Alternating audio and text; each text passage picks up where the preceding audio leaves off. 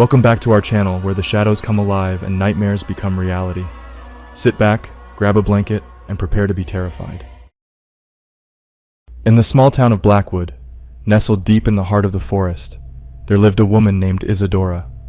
She was known as the town witch, and many of the townsfolk feared her dark magic. As a result, they outcast Isadora and shunned her any moment they got. She was a stranger in a village otherwise known for its peace and love. While the other villagers gathered together to celebrate and be merry with one another, Isadora was scorned and turned away at every given moment. Because of the town's treatment of her, Isadora was a bitter and spiteful woman who held grudges against anyone who had ever wronged her. Though the entire town shut her out of their hearts, there was one person in particular, a young woman named Sarah, who Isadora despised the most. Isadora and Sarah had been friends in their youth.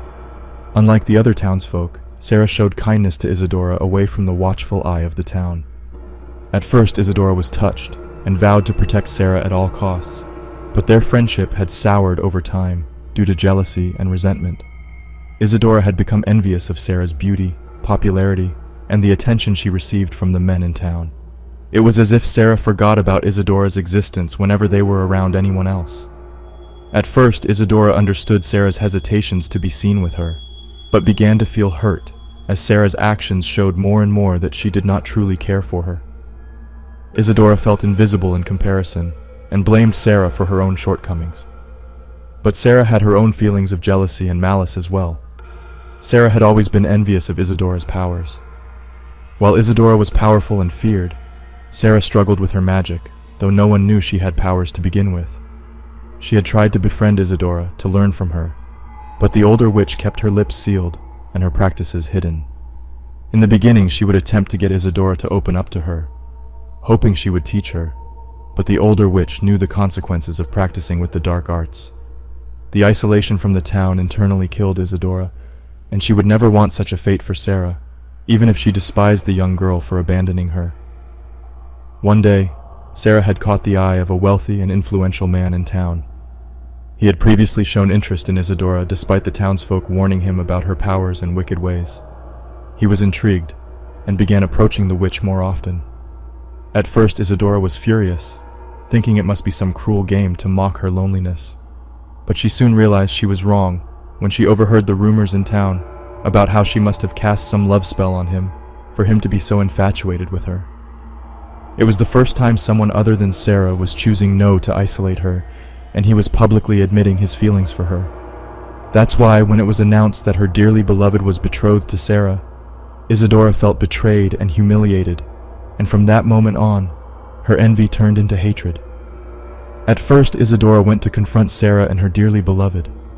She was dying to know if this had been their ploy from the beginning, to toy with her emotions. As Isadora approached Sarah's cottage, she noticed the door had been left slightly ajar, and she peeked inside. When she did, her breath caught in her chest, and she felt anger beyond what she ever felt before. On a wooden table was a sloppy array of various plants next to a pestle mortar: dried rosebuds, honeysuckle, the leaves from a white jasmine tree, and a small pot of honey. A strong odor came from a steel bucket, and when Isadora looked inside, she could see dissected frogs with their hearts missing. The most concerning item on the table, however, was the bloodied knife and stains on the wooden top. A piece of ripped fabric Isadora recognized as her lover's was also present. There was a notebook open as well, and Isadora recognized the handwriting as Sarah's. The items on the table were written down in the book in different quantities, some scratched out and rewritten. It was the recipe to an eternally bonding love potion. Isadora felt her blood boil, and from then on saw Sarah as her enemy, the one who had taken everything from her. Isadora's bitterness festered and grew, and she began to practice dark magic even further to gain power and seek revenge. She blamed Sarah for all her problems and wanted her to suffer, but kept it hidden as she did everything else about herself. Time passed, and Isadora kept her distance from Sarah, and never let her know she had found out about the love potion.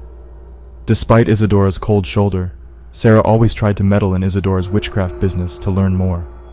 In another attempt to learn more about Isadora's powers, Sarah stumbled upon a powerful secret Isadora had been keeping.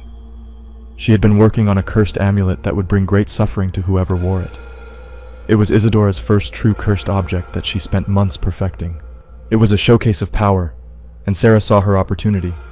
She stole the amulet to replicate and decided to give it to Isadora as a way of showing her own power, hoping to fool the older witch into thinking she had gotten to a higher level of magic before she did.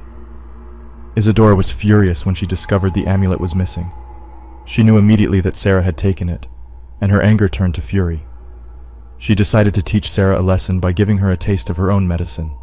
She would curse the amulet so that it would only work on Sarah, and then trick her into wearing it. Perhaps then Sarah would learn her lesson of meddling and ruining other people's lives. Isadora spent the next couple of months preparing the curse again from scratch. Sarah had never revealed she had stolen Isadora's original amulet because her own attempts to recreate it were futile. She didn't have the experience or knowledge to achieve what Isadora had accomplished. But Isadora didn't mind. She was confident in her abilities, and she wouldn't miss a step in recreating the curse. The newest amulet was almost ready, and Isadora recited the last of the ancient incantations to infuse the curse on the emerald stone. She placed the amulet on her neck and spoke the final words of the curse. If she had done it right, which she confidently knew she had, the amulet would glow a bright green and would reveal to her a vision of Sarah in eternal pain. Isadora grinned wickedly and closed her eyes, waiting for her justice. Suddenly, Isadora's body was racked with pain. She screamed and writhed on the ground as the curse took hold of her. She tried to remove the amulet, but it was fused to her skin. She scratched at her chest until blood began to run down her dress, but it was of no use. The emerald-stoned amulet had seared itself into her skin, and it burned like white-hot coals. Her skin turned ashen gray, her hair fell out in clumps, and her eyes turned black as pitch.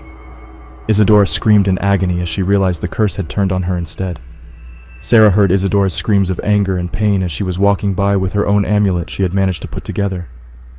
She slowly opened the front door and was shocked and horrified to see the transformation that had taken place. Isadora was unrecognizable, a monster of her own making. Her hair had fallen out, and what was left was gray, frizzed strands that only stuck to some parts of her scalp. Her skin was gray and wrinkled like a decomposing corpse, and her eyes were black with red veins running through them. Isadora's breathing was shallow and heavy, and she panted as she attempted to bring herself off the floor. There was now a hunch in her back, and she couldn't stand tall. Even her fingernails looked as though they were hanging by a thread from their place, possibly from scratching at the amulet uselessly to get it off. Her gray dress was splattered with the blood pooling from her chest, and Sarah screamed in horror. Isadora saw the young witch standing at the doorway, and opened her mouth to reveal sharp but broken teeth covered with blood. Sarah felt faint at the sight, completely terrified and frozen in place. Isadora let out a ghastly shriek and tried to attack Sarah when she saw her, but she couldn't touch her without feeling immense pain. It was because of the curse. It was as if 1,000 bolts of lightning were aiming at her head, and her muscles contorted, holding her back from gouging Sarah's eyes out. She was trapped in her own body, cursed to live a life of torment and misery. Isadora kept trying to attack Sarah multiple times, but each time she did, the curse caused her to feel unbearable pain. Sarah watched in horror as Isadora's body contorted and spasmed with each failed attempt to attack her. She turned to run, but as she opened the door, she heard a sinister whisper in her ear.